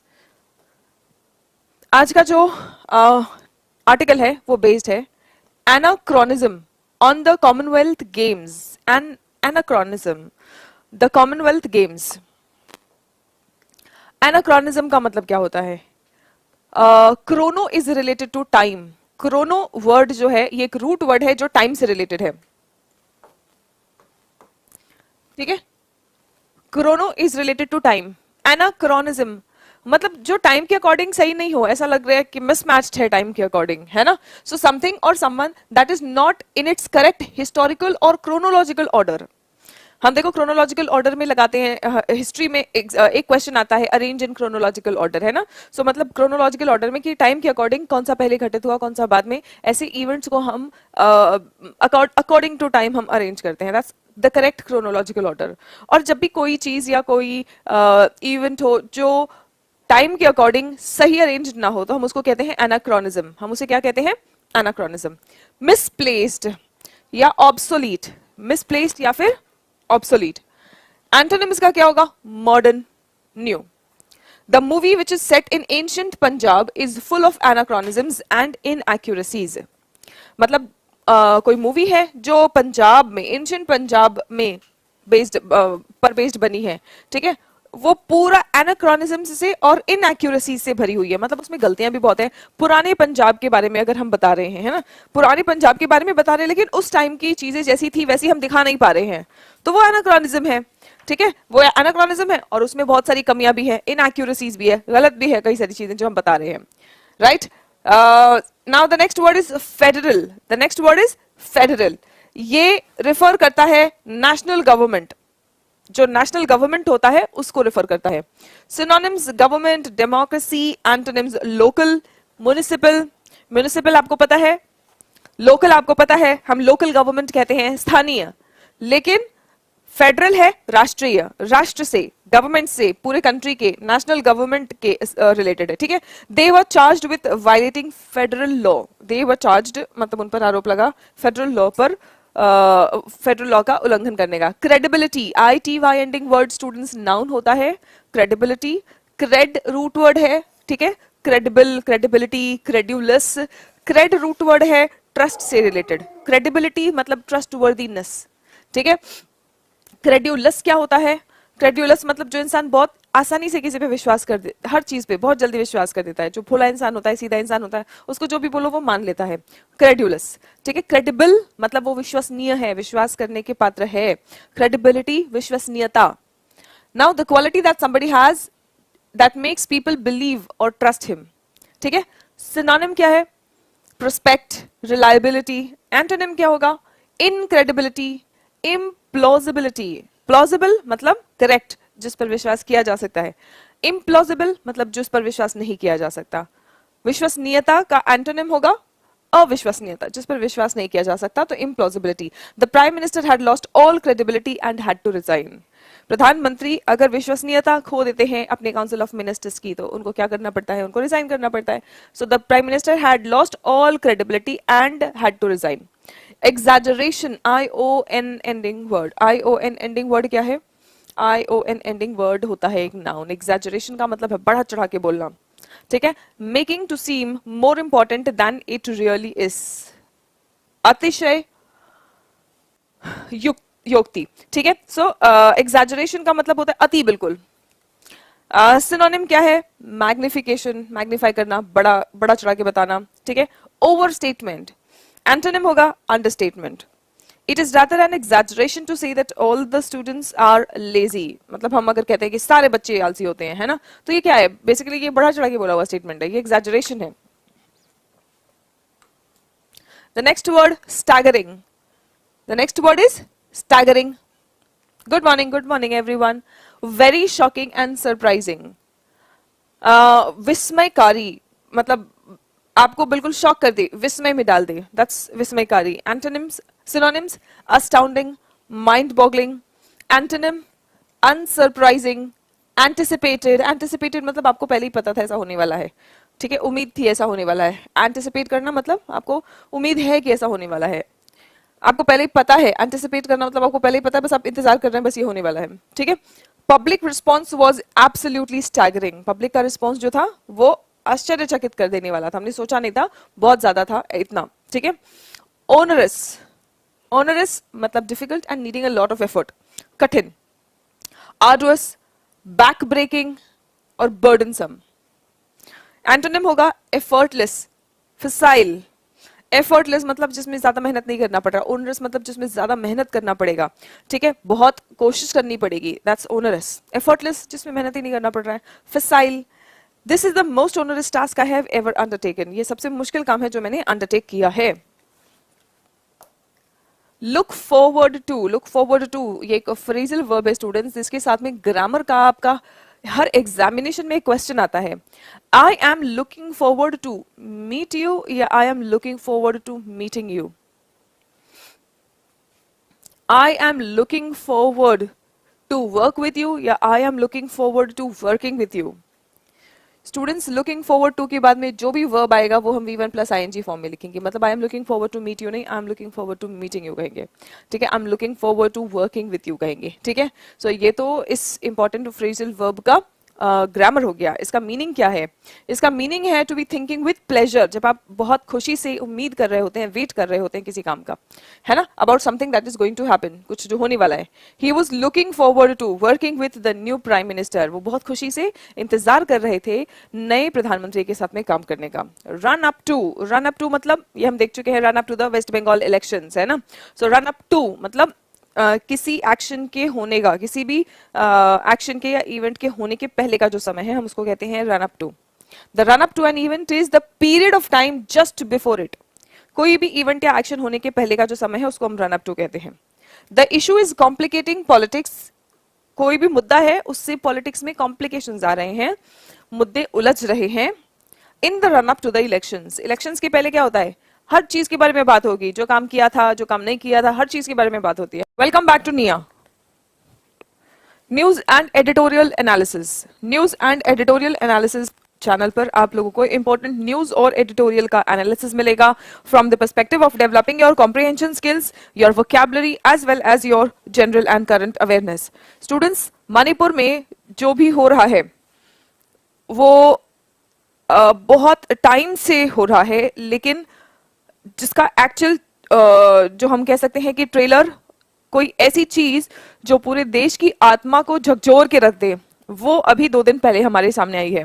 और उसके बाद जो पब्लिक का गुस्सा निकला है उसी पर बेस्ड आज का ये आर्टिकल है. जैसे आप देख सकते हैं, बिलेटेड आउटरेज. आउटरेज का मतलब होता है गुस्सा. बिलेटेड, हम जैसे बर्थडे किसी का विश करना उसी दिन भूल जाते हैं तो हम उसको बिलेटेड बर्थडे कहते हैं, राइट. जो थोड़ा सा देर से हम विश कर रहे हैं उसी तरीके से यहाँ पर आउटरेज, गुस्सा है, जो कुछ भी हो रहा है मणिपुर में वो तो थर्ड में से ही हो रहा है, राइट? लेकिन उस पर रिएक्शन लोगों का अब आ रहा है, उसका रियल फेस कैसा दिखता है, वो जो कुछ भी हो रहा है मणिपुर में जो सिचुएशन है उसका रियल फेस अब लोगों के सामने आया है, और इसीलिए ये बिलेटेड आउटरीच है, उसी पर बेस्ड हमारा ये आज का आर्टिकल है। Belated outreach on the Manipur violence and the top political response, यानी कि हमारे जो नेता है, जो टॉप लेवल पर नेता है, उनका रिस्पांस भी क्या है, उस पर आज का आर्टिकल बेस्ड है। कॉन्फ्लैग्रेशन का मतलब क्या होता है? जो कॉन्फ्लैग्रेशन का मतलब होता है, जैसे वैसे तो हम कहते हैं उसको भीषण अग्नि, भीषण आग। जब भी कोई दंगा फसाद, राइड्स होता है, तो जो बसों को आग लगा दिया जाता है, घरों को आग लगा दिया जाता है, ऑफिसेस को आग लगा दिया जाता है, ठीक है, that is called conflagration. Huge fire, a large fire, that's what it's called. A large fire which burns a lot of buildings, land, forests. जैसे आपने देखा होगा कि कई बार जंगलों में बहुत ज्यादा आग लग जाता है, that's a huge fire, that's called conflagration. ठीक है, so wildfire, holocaust is also a synonym for conflagration. इसका antonym होगा peace, truce. अब ये conflagration क्यों है? We know it is usually because of riots. जहां पे दंगे फसाद वाला सिचुएशन होता है उसकी वजह से है, तो इसका एंटोनिम ट्रूस होगा, पीस होगा। A conflagration in 1947 reduced 90% of the houses to ashes. 1947 में एक कॉन्फ्लैग्रेशन ने क्या किया था, 90% घरों को राख में बदल दिया था, रिड्यूस्ड टू एशेस। ठीक है, हीनियस, हीनियस का मतलब क्या होता है? कोई जो बहुत गंभीर हो, बहुत बुरा हो, a very bad and shocking, जघन्य अपराध जिसको हम कहते हैं। ठीक है, अबोमिनल, अबोमिनल मतलब जिसकी कोई बिल्कुल भी तारीफ नहीं करेगा, बस बुराई कर सकते हैं, उसको क्रिटिसाइज कर सकते हैं, बुरा कह सकते हैं, अबोमिनल। ठीक है, horrible, odious, abominable, horrible, odious. Antonym क्या होगा? कोई चीज जो एक्सेप्टेबल हो, स्वीकार्य हो।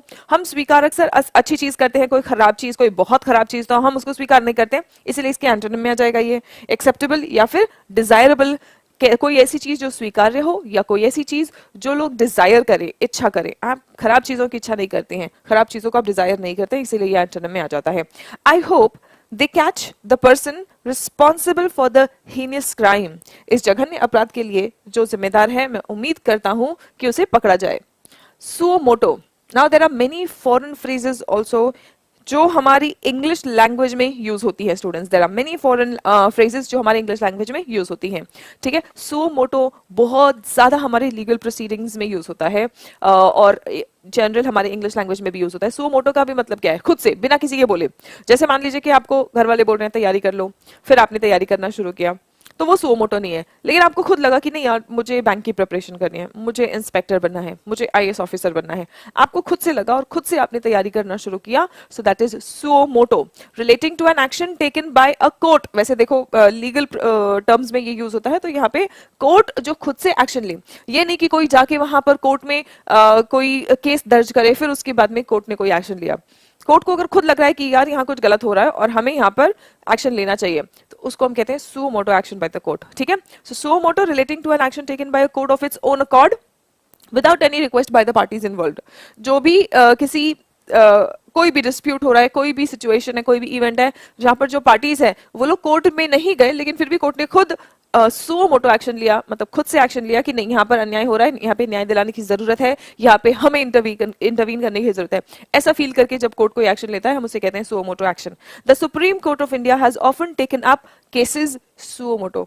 कई बार, अक्सर सुप्रीम कोर्ट ने ऐसे केसेस भी लिए हैं जो सो मोटो है, मतलब किसी ने केस दर्ज नहीं किया, सुप्रीम कोर्ट ने खुद उस केस की सुनवाई शुरू की क्योंकि उन्हें लगा कि हमें न्याय दिलाने की जरूरत है। कॉग्निसेंस, स्टूडेंट्स रिमेंबर, ये वाला जो वर्ड होता है ANCE एंडिंग वर्ड, ये नाउन होता है। ANCE एंडिंग वर्ड क्या होता है? नाउन होता है। Good morning everyone. ठीक है, कॉग्निसेंस का मतलब क्या होता है? कॉग्निसेंस मतलब किसी चीज को पर समझ रखना, ठीक है, या किसी चीज का ज्ञान होना। कॉग्निसेंस, डिटेल्ड नॉलेज अबाउट और अंडरस्टैंडिंग ऑफ समथिंग, किसी चीज का डिटेल्ड नॉलेज या अंडरस्टैंडिंग, उसको हम कहते हैं कॉग्निसेंस। ठीक है, अवेयरनेस, जागरूकता, ठीक है, आप किसी मुद्दे के बारे में जागरूक हैं, आपको अच्छे से पता है, that means you have cognisance, attention, ये सब इसके सिनोनिम्स है। एंटोनिम होगा डिसरिगार्ड या फिर निग्लेक्ट। कई लोग होते हैं ना, हो रहा है जो होने दो, हमें क्या फर्क पड़ता है, ठीक है, that's disregard, right, that is neglect. The government failed to take cognisance of their protest, यानी कि प्रोटेस्ट होने वाला है, इस बात की जानकारी सरकार नहीं रख पाई। The government failed to take cognisance of their request. ठीक, चलिए coming to the next one, perpetrator. Perpetrator का मतलब होता है अपराधी, गुनाह करने वाला, गलत करने वाला, ठीक है। A person who carries out a harmful or illegal or immoral act. Offender, delinquent. Delinquent कानून को तोड़ने वाला, कोई भी ऐसा काम करने वाला जो कानून के खिलाफ हो। एंटोनिम इसका होगा विक्टिम। एक तो होता है अपराधी, दूसरा होता है अपराध भुगतने वाला, जिसको अपराध भुगतना पड़ता है, that person is called the victim.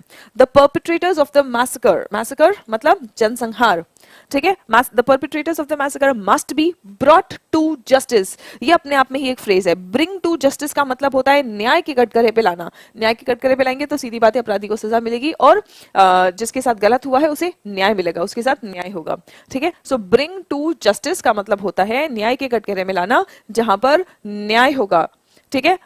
The perpetrators of the massacre must be brought to justice as war criminals. As war criminals. Conspicuous का मतलब क्या है?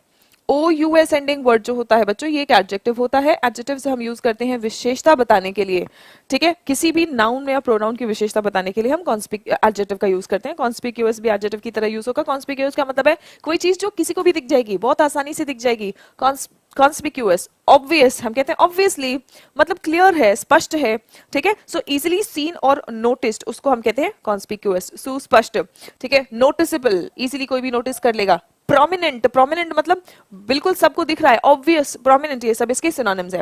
एंटोनिम्स क्या होंगे बच्चों? एंटोनिम होगा इनकॉन्स्पिक्यूअस। एंटोनिम क्या होगा? एंटोनिम होगा inconspicuous. He was conspicuous by his absence, मतलब उसके मन में क्या चल रहा था वो सबको पता था, क्योंकि वो नहीं आया। कई बार होता है ना कि किसी जगह पर अगर आप नहीं प्रेजेंट हैं तो आपका एब्सेंस, आपकी अनुपस्थिति भी बहुत कुछ बयां करती है। तो he was conspicuous by his absence. The next one, insouciant. Insouciant मतलब relaxed and happy with no feelings of worry or guilt. ना आपको किसी बात की चिंता है, ना किसी बात का मलाल है, आप खुश हैं, आप रिलैक्स्ड हैं, ऐसे सिचुएशन को हम कहते हैं insouciant, ठीक है। नॉनशलांट, नॉनशलांट या फिर केयरफ्री। एंटोनिम होगा सीरियस या फिर अर्नेस्ट, जब बंदा टेंशन में है, सीरियस है, अर्नेस्ट है, ठीक है। शी हिड हर वरीज, उसने अपनी चिंताओं को छुपाया। She hid her worries behind an air of insouciance. Behind an air of insouciance मतलब एक केयरफ्री एटीट्यूड की कूल, मुझे तो कुछ फर्क ही नहीं पड़ रहा है ना, तो ऐसा एटीट्यूड, इनसोशियल एटीट्यूड, इसके पीछे उसने अपनी चिंताओं को छुपा लिया, ठीक है। मतलब उसने अपनी चिंताओं की वजह से, अपने टेंशन्स की वजह से एक्सप्रेशन उसका टेंशन वाला या चिंतित या टेंस्ड दिखे, वो उसने नहीं होने दिया, ठीक है। Coming to the next word, reconciliation. Reconciliation का मतलब क्या होता है? जब आप दो लोग हैं जिनकी आपस में लड़ाई हुई है, आप उनका समझौता करवा रहे हैं, पुनः मेल मिलाप करवा रहे हैं, that is called reconciliation. Appease, भाई दो लोगों की लड़ाई हुई है तो जब आपस में आप समझौता करवाओगे तो पीस एस्टैब्लिश हो रहा है, अपीज। पैसिफाई, दोनों शांत होंगे तभी तो मेल मिलाप करेंगे, नहीं तो आप लाख चालो, दोनों के बीच में जब शांति नहीं हो रही है, गवर्नमेंट बहुत चाह रही है कि मैतीज और कुकीज के बीच में शांति हो, ठीक है, लेकिन वो आपस में अभी तक पैसिफाई नहीं हो पा रहे, शांत नहीं हो पा रहे हैं। और अब तो बात और बिगड़ गई है ना। क्राइम तो बहुत पहले से हो रहा था, लेकिन जो अब तक नहीं पता था लोगों को वो भी पता चल गया है, ठीक है। बहुत सारी भड़काने वाली चीजें भी, भड़काने ऐसा नहीं कि भड़काने वाली चीजें, बट बहुत सारी ऐसी चीजें जिसकी वजह से लोग परेशान हो जाएंगे। अब देखो, आप सब ने देखा होगा मणिपुर में जो वीडियो वायरल हुआ है ना, हम लोग नहीं जानते हैं उन लोगों को, और ना ही वहां पे कुछ भी होगा उससे हमें शायद फर्क पड़े, बट हम सबको उस वीडियो से फर्क पड़ा है क्योंकि बहुत गलत हुआ है, right. So the thing is that obviously जो वहां के लोग हैं वो लोग का दिमाग और खराब हो जाएगा, they will be more agitated and they will become more violent, right. So violent होना, एजिटेट होना, गुस्से में आ जाना, उसका एंटोनिम क्या होगा? शांत होना, अपीज होना, पैसिफाई होना, ठीक है। The negotiators are hoping, negotiators वो होते हैं जो समझौता कराने वाले लोग हों। The negotiators are hoping to bring about a reconciliation between the two sides, दोनों साइड्स में रिकंसिलिएशन यानी मेल मिलाप करने की कोशिश कर रहे हैं नेगोशिएटर्स, ठीक है। Touted, what do we mean by touted? Touted का मतलब होता है अगर आप कोई चीज सबको बोल रहे हैं या उसके बारे में बात कर रहे हैं या उसकी तारीफ कर रहे हैं, ठीक है, about something or someone, तो that thing will be called touted, praised or hailed, ठीक है. knocked and slammed, knocked मतलब धक्का देना, ठीक है, कि जैसे इसका एक हिडन मीनिंग ये है, आप किसी को धक्का दे रहे हैं मतलब आप उसको स्लैम कर रहे हो, आप उसको क्रिटिसाइज कर रहे हो, ठीक है. She is being touted as the next prime minister. She is being touted मतलब शी इज बीइंग एडवर्टाइज्ड, उसका प्रचार किया जा रहा है, उसके बारे में बात किया जा रहा है कि वही अगली प्रधानमंत्री बनेगी, ठीक है. She is being touted means talked about, है ना. इसके बदले आप अगर अभी भी क्लियर नहीं हो रहा हो तो आप ये लिख के देखिए, she is being talked about, उसके बारे में बात किया जा रहा है. कैसे बात किया जा रहा है उसके बारे में कि वो अगली प्रधानमंत्री बनेगी. She is being touted as the next prime minister. Sporadic, sporadic का मतलब क्या होता है, कोई चीज जो रेगुलरली नहीं हो, ठीक है, कोई चीज जो इधर उधर इरेगुलरली घटित होती रहे तो उसको हम कहते हैं स्पोराडिक, ठीक है. ओकेजनल या फिर इंटरमिटेंट, इंटरमिटेंट रुक रुक के, इंटरमिटेंट रुक रुक के.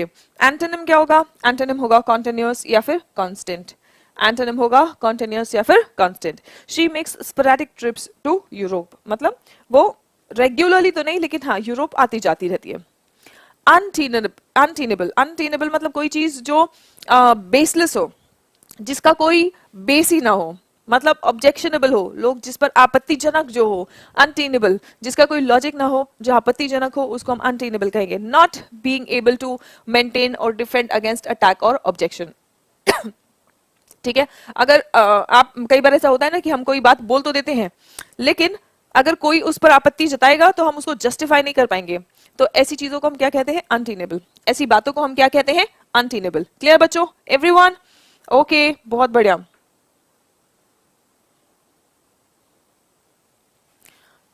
Antonym tenable, logical. The position of the players union has become untenable. Players का जो यूनियन है वो अनटेनेबल बन गया है, उसका पोजीशन, मतलब उसको जस्टिफाई नहीं कर पाएंगे, लोग उस पर आपत्ति जताएंगे. लोथ का मतलब क्या है, loath means not willing to do something. अगर आप कोई चीज करने के लिए इच्छुक नहीं हैं, अगर आप कोई चीज करने के लिए हिचकिचा रहे हैं, पसंद नहीं कर रहे हैं, that means you are loath, you are not willing to do something. आप कुछ काम करने के लिए इच्छुक नहीं है, you are loath to that thing, ठीक है. अब सेंटेंस देखो, Sarah was loath to tell her mother what had happened, मतलब सारा अपनी मम्मी को नहीं बताना चाह रही थी या उसको पसंद नहीं आ रहा था बताना जो हुआ था. Sarah was loath to tell her mother what had happened. आइए हम पहले वोकैबुलरी देखते हैं. सागा, बहुत लंबी कहानी, कथा जिसको हम कहते हैं, है ना. A very long story, a long series of events. Epic, Chronicle, Chronicle का मतलब क्रोनो, यहाँ पे देखो एक रूट वर्ड आपको दिखेगा क्रोनो, क्रोनो का मतलब होता है टाइम, है ना. क्रोनो, क्रोनो का मतलब होता है टाइम. सो टाइम के अकॉर्डिंग हम कौन सी चीजें जब सीरीज बना देते हैं तो वो क्रॉनिकल बन जाता है, ठीक है. एंटोनिम क्या होगा, फैक्ट या फिर ट्रुथ. अब कहानी का एंटोनिम ट्रुथ है, हम इसलिए इसको एंटोनिम्स में लेंगे बिकॉज हम बोलते हैं ना कहानियां मत बनाओ, मतलब झूठी बातें बनाना. अब जरूरी नहीं होता है कि हर कहानी झूठी हो, but usually in general terms कहानी का मतलब होता है कोई चीज काल्पनिक, ठीक है. सो इसीलिए इसके एंटोनिम में फैक्ट या ट्रुथ आ जाएगा. Her new novel is a lengthy and compelling family saga, मतलब उसका जो नया नॉवल है वो कंपेलिंग और लेंदी, लंबा, कहानी घर घर की, लंबा चलने वाला सागा है, ठीक है. Family saga. रैंगलिंग का मतलब क्या है, बाय रैंगलिंग का मतलब होता है आर्ग्यूमेंट, लड़ाई, ठीक है, with someone about something specially for a long time. Altercation, bickering, ये सब इसके सिनोनिम्स है. एंटोनिम गेट अलोंग, एक्सेप्ट, जब हम कोई चीज स्वीकार कर लेते हैं तो उस बात पर लड़ाई नहीं होती है. गेट अलोंग एक फ्रेज है, फ्रेजल वर्ब है. गेट अलोंग का मतलब होता है आपस में मिलजुल कर रहना. जैसे आप कहते हैं I get along with my roommate well, मैं मेरी रूममेट के साथ में अच्छी बनती है. अच्छा बनना मतलब अच्छे संबंध होना.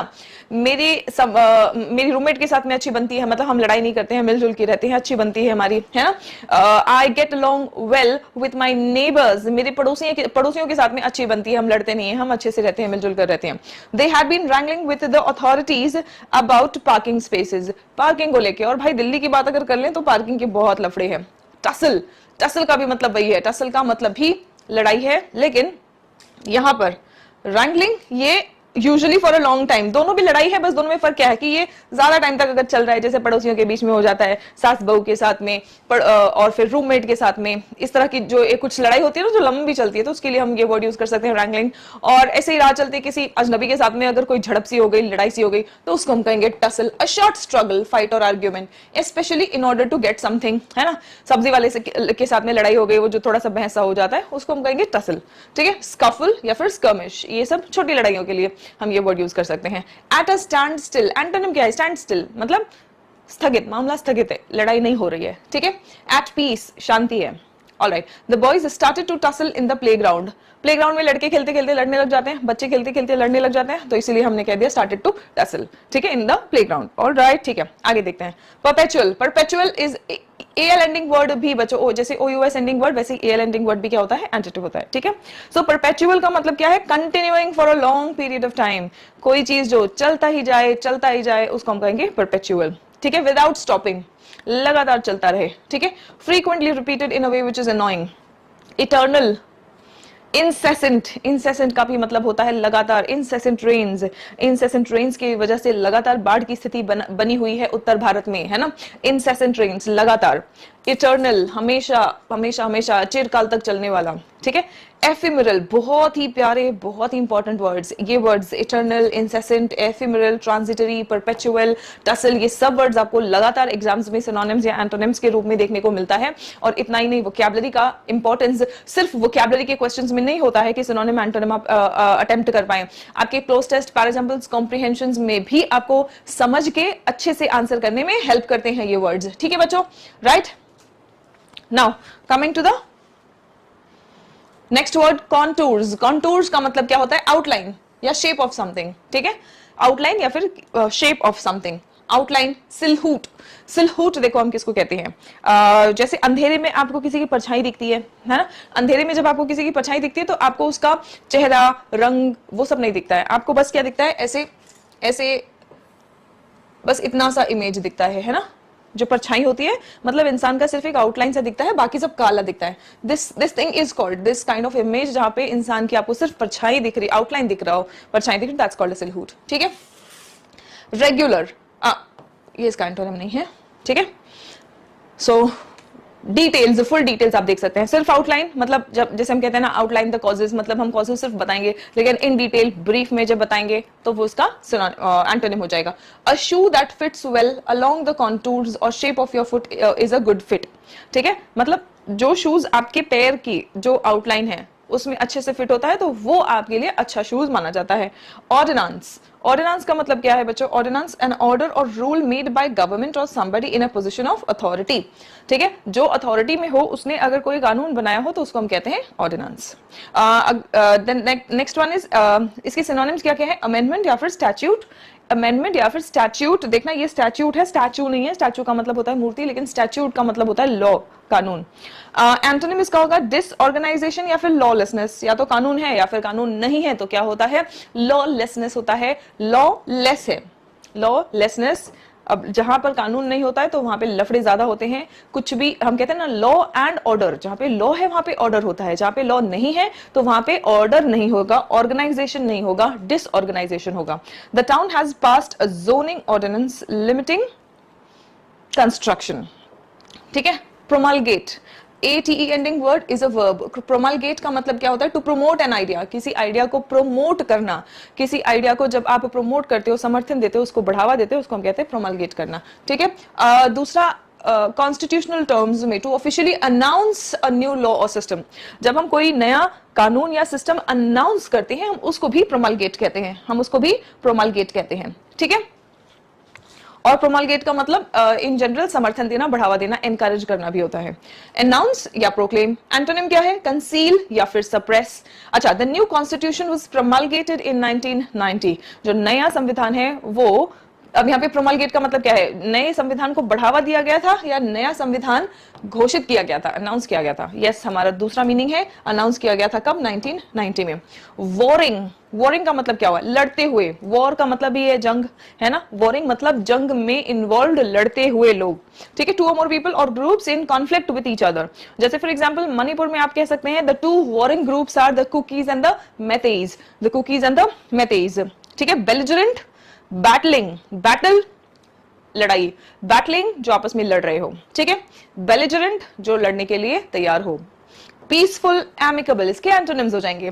The two countries have been warring constantly for years, जो दो देश हैं वो लगातार सालों से लड़ रहे हैं। क्रक्स ऑफ द इशू, इस मुद्दे का क्रक्स क्या है, आखिर निचोड़ क्या है। Crux of the issue, the most important और difficult part of it which affects everything else. Crucial point, heart, core, ठीक है। हार्ट अगर किसी चीज को हम कह रहे हैं तो वो मोस्ट इंपॉर्टेंट पॉइंट है। हार्ट जैसे देखो ह्यूमन बॉडी का हार्ट मोस्ट इंपॉर्टेंट पॉइंट है, अगर दिल धड़कना बंद कर दे तो इंसान भी खत्म। सो बिल्कुल उसी तरीके से जैसे हार्ट क्रक्स है, मोस्ट इंपॉर्टेंट पार्ट है, वैसे ही कोर क्रूशियल पॉइंट, ठीक है। एंटोनिम ट्रिविया, कोई चीज जो बहुत इंपॉर्टेंट है, क्रूशियल है, तो उसका एंटोनिम होगा ट्रिविया, मतलब अनइंपॉर्टेंट, कोई चीज छोटी मोटी चीजें जो इंपॉर्टेंट नहीं है, जो महत्वपूर्ण नहीं है। He said the crux of the matter, crux of the matter कह दो, क्रक्स ऑफ द इशू कह दो, वाज इकोनॉमिक पॉलिसी। रेमिट का मतलब क्या होता है, ये भी एक वर्ब है, पैसे भेजना। रेमिट का मतलब होता है पैसे भेजना, as a payment to a person और प्लेस, ठीक है। टू कैंसिल समबडीज डेट और फ्री समबडी फ्रॉम ड्यूटी और पनिशमेंट, अगर किसी को कोई पैसे भरने हैं या किसी को कोई सजा मिली है, अगर उसको भी कैंसिल कर दिया जाए, जैसे मान लो आपको टैक्स पे करना है, फार्मर्स का कई बार टैक्सेस रेमिट किया जाता है। क्यों? रेमिट के दो मीनिंग है, याद रखना। एक तो जो आप बाध्य हैं पेमेंट करने के लिए, या आपको कोई सजा मिली हो, इन दोनों चीजों को अगर कैंसिल कर दिया जाए तो उसको भी हम रेमिट कहते हैं। और रेमिट पैसे भेजने को भी कहते हैं। आप मान लीजिए किसी दूसरे देश में हैं या दूसरी जगह पर हैं, आप काम कर रहे हैं वहां पे, वहां से आपको सैलरी मिलती है, आप वहां से पैसे भेजते हैं जहां आपका परिवार है, तो आप पैसे रेमिट करते हैं, ठीक है। आप पैसे रेमिट करते हैं। I hope this is clear to everyone. All right, बहुत बढ़िया। Coming to the words, exonerate. Exonerate का मतलब होता है सजा मुक्त करना। जब किसी का पनिशमेंट कैंसिल कर रहे हो तो आप उसको सजा मुक्त कर रहे हैं। रिमांड एंड चार्ज, अब सजा मुक्त करने का एंटोनिम क्या होगा, दोषी करार करना। चार्ज और कन्विक्ट, ठीक है, चार्ज और convict. Payment will be remitted to you in full, अब अगर मैं कह रही हूं पेमेंट रेमिट किया जाएगा आपको पूरी तरीके से, इसका मतलब पैसे भेजे जाएंगे आपको। पेमेंट विल बी रेमिटेड मतलब यहाँ पे पहला वाला मीनिंग यूज हो रहा है, ठीक है। Coming to the next one, ambit. Ambit का मतलब क्या होता है, द रेंज और limits of the influence. Range, ambit, scope, ठीक है, स्कोप या फिर एक्सटेंट। एंटोनिम क्या है, किसी चीज का स्कोप मतलब स्टैंड स्टिल। जब हम स्कोप देख रहे हैं किसी चीज का तो क्या स्कोप है, फॉर एग्जांपल जब आप अपना करियर चूज कर रहे होते हो तो आप सोचते हैं कि अच्छा ठीक है कंप्यूटर साइंस ले, तो कंप्यूटर साइंस का क्या स्कोप है, क्या भविष्य है, भविष्य, फ्यूचर, स्कोप, ठीक है, एक्सटेंट। सो इसका एंटोनिम क्या होगा, स्टैंड स्टिल, वहीं पे, वहीं का वहीं, ठीक है। They believe that all the outstanding issues should fall with in the ambit, दायरा, दायरा भी आप कह सकते हैं इसके हिंदी के लिए, ठीक है। सो वो मानते हैं कि जितने भी आउटस्टैंडिंग इश्यूज हैं, जितने भी पेंडिंग मामले हैं, ये सारे किसके दायरे में आएंगे, एम्बिट ऑफ टॉक्स, मतलब बातचीत के दायरे में है। बातचीत करके सारे भी पेंडिंग मामले जो हैं वो सुलझाए जा सकते हैं। They believe that all the outstanding issues should fall with in the ambit of the talks. कंसीड का मतलब क्या है, वर्ब है ये भी। कंसीड का मतलब होता है मान जाना, किसी की बात, कोई जिद कर रहा है, आप उसकी जिद मान लेते हैं तो आपने कंसीड कर दिया। टू एडमिट, अच्छा इसका ये भी मीनिंग है कि अगर आपने कुछ गलती वगैरह की है तो आप उसको मान ले रहे हो, पहले ऑर्डर रहते नहीं मान रहे थे, अब आपने स्वीकार कर लिया, ठीक है। Admit often unwillingly that something is true, कोई चीज मान लेना, ठीक है। पहले आप नहीं मान रहे थे कि वो सच है, या पहले आप किसी की बात नहीं मान रहे थे लेकिन फिर बाद में आप मान जाते हैं कि चलो ठीक है, सही है, ठीक है, तो उसको हम कहते हैं कंसीड करना। एडमिट, एक्सेप्ट, स्वीकार करना ही है। Deny, retain. The government has conceded the new tax policy has been a disaster। अब सरकार जब कोई काम करती है और सरकार से कुछ अगर गलती हो जाती है तो बहुत आसानी से सरकार नहीं मानती है ना, सरकार यूजुअली थोड़ा सा टाल मटोल करेगी, उससे बचने की कोशिश करेगी, लेकिन फिर भी ऑपोजिशन ने प्रेशर बनाया, पब्लिक ने प्रेशर बनाया, फिर सरकार कहीं जाके मान लेती है, स्वीकार कर लेती है, हाँ हाँ ठीक है, हो गई हमसे गलती। तो इस मानने को, इस एक्सेप्ट करने को हम कंसीड कहेंगे, इस मानने को या इस एक्सेप्ट करने को हम कंसीड कहेंगे, ठीक है। चलिए, डिलीनिएट, एटी एंडिंग वर्ड है, वर्ब है। डिलीनिएट मतलब यहाँ पे देखो एक वर्ड है लाइन, लाइन बनाना। जब आप किसी चीज को लाइन बना रहे हैं तो आप क्या कर रहे हैं, to describe something completely including details. Details के साथ में अगर किसी चीज को सीमा रेखा बना रहे हैं, है ना, डिलीनिएट कर रहे हैं, मतलब आप एग्जैक्टली बता रहे हैं कि अच्छा ठीक है ये चीज ऐसी ऐसी है, ठीक है। डिपिक्ट करना, पोर्ट्रे करना, आप ये देखो लाइंस बना के आप बायोलॉजी का अगर कोई डायग्राम है, आप कोई भी डायग्राम बना रहे हैं ना, डायग्राम बना के आपने क्या बनाया, लाइंस जैसे ही डायग्राम बनाते हैं, लाइंस बना के फिर उसके बाद में आप दिखाते हैं कि कोई चीज देखो ऐसी है, तो आपने क्या किया है, उसका चित्रण किया है, आपने उसको प्रदर्शित किया है, आपने उसको पोर्ट्रे किया है, आपने उसको डिपिक्ट किया है। एंटोनिम क्या है, इम्प्लिसिट। कोई चीज को जब आपने डायग्राम बना के डिलीनिएट करके दिखा दिया, मतलब क्लियर सबके सामने रख दिया। दूसरा है इम्प्लिसिट, मतलब बिना कहे समझाना, ठीक है, इम्प्लिसिट ऑब्सक्योर, कोई चीज अस्पष्ट है, ठीक है। अच्छा, the way to the hospital was clearly delineated on the map, मतलब मैप पर हॉस्पिटल जाने का रास्ता क्लियरली डायग्राम के थ्रू, एरोज के थ्रू, लाइन बना बना के दिखाया गया था, ठीक है। So the way to the hospital was clearly, साफ साफ डिलीनिएट किया था ऑन द मैप। एब्रोगेट, फिर से एटी एंडिंग वर्ड आ गया, तो ये वर्ब है। एब्रोगेट का मतलब क्या होता है, कोई भी लॉ कैंसिल कर देना। डू अवे विथ एक फ्रेजल वर्ब है। डू अवे विथ मतलब छुटकारा पा जाना, get rid of. Do away with मतलब छुटकारा पाना, get rid of. Abrogate, repeal, get rid of, छुटकारा पाना किसी भी चीज से फॉर्मल तरीके से, अ लॉ, राइट और फॉर्मल अग्रीमेंट। सिनोनिमस का क्या होगा, रेप्यूडिएट या फिर रिवोक। रेप्यूडिएट या फिर रिवोक। एंटोनिम क्या होगा, enact, establish. The treaty was abrogated in 1929. ये जो ट्रीटी है, ये जो समझौता है, इसको कैंसिल कर दिया गया था, रिपील कर दिया गया था 1929. Good morning everyone, welcome back to निया। निया मतलब news and editorial analysis. Students, news and editorial analysis will help you not only in improving your comprehension skills but also to improve your vocabulary and making you aware of the current events of national and international importance. So, देखते हैं आज का session हमारा कौन सा topic पर based है। Welcome development, welcome development on the ICMR and controlled human infection studies, right. So basically humans में जो भी इन्फेक्शन होता है, तो जैसे आपको पता है कि vaccination is also a kind of infection that is given to the human beings. Controlled infection दिया जाता है ताकि बॉडी का इम्यून सिस्टम उसको फाइट बैक करना सीख जाए, है ना। सो इसी फील्ड में कंट्रोल्ड ह्यूमन इन्फेक्शन स्टडीज, इसी से हमारे वैक्सीन्स भी डेवलप होते हैं, कंट्रोल्ड ह्यूमन इन्फेक्शन स्टडीज से। एंड ICMR में कोई तो ऐसा बदलाव हुआ है जिसका स्वागत किया जा रहा है, कोई तो ऐसा विकास हुआ है जिसका स्वागत किया जा रहा है। Welcome development of the on the ICMR and controlled human infection studies. Now coming back to the vocabulary, vocabulary will help us decode the passage. तो एक बार वोकैबुलरी देख लेते हैं। रोबस्ट, रोबस्ट मतलब स्ट्रॉन्ग, मजबूत, ठीक है, तगड़ा और स्वस्थ। स्टर्डी, हेफ्टी, हेफ्टी का मतलब होता है भारी भरकम। सो यस, ये सब क्या है, ये हमारे रोबस्ट के सिनोनिम्स है। एंटोनिम क्या होगा, वीक, फ्रेल, दुबला पतला सा, कमजोर, ये सब इसके सिनोनिम्स एंटोनिम्स होंगे। I need a robust plant that will withstand strong winds. मुझे एक रोबस्ट प्लांट चाहिए जो तेज हवा को भी झेल जाए। विथस्टैंड करना मतलब झेलना, है ना। So I need a robust plant that will withstand strong winds. Consensus, consensus is a noun. Consensus is a noun. Robust विशेषता बता रहा है तो ये एक एडजेक्टिव है, ठीक है। सर्वसम्मति, एक तो हो गया अग्रीमेंट, एक होता है सबका अग्रीमेंट, सब लोग सहमत है। सर्वसम्मति को ही हम कहते हैं कंसेंसस। अकॉर्ड, कॉन्कॉर्ड, ये दोनों वर्ड्स किससे रिलेटेड है, सहमति से रिलेटेड है। डिस्कॉर्डेंसी, ये देखो कॉर्ड, डिस्कॉर्ड, ठीक है, डिस्कॉर्डेंसी या फिर डिसअकॉर्ड एंटोनिम्स है। They are trying to build a consensus on the need to improve the city's schools. शहर के स्कूलों में सुधार लाने के लिए वो सर्वसम्मति बनाने की कोशिश कर रहे हैं। वायरुलेंट, वायरुलेंट मतलब क्या होता है, कोई भी चीज जो बहुत खतरनाक हो, गंभीर तरीके से फैलने की क्षमता रखता हो, उसको हम वायरुलेंट कहेंगे, ठीक है। Very strong and full of anger.